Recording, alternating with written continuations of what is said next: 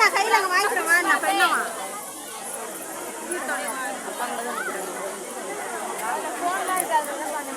மாப்பிள்ள கையிலே எடுத்துட்டு நான் மச்சிக்கிறேன். நீங்கள் குளிச்சுட்டு வாங்க, அப்படி கூட எடுத்துக்கலாம்.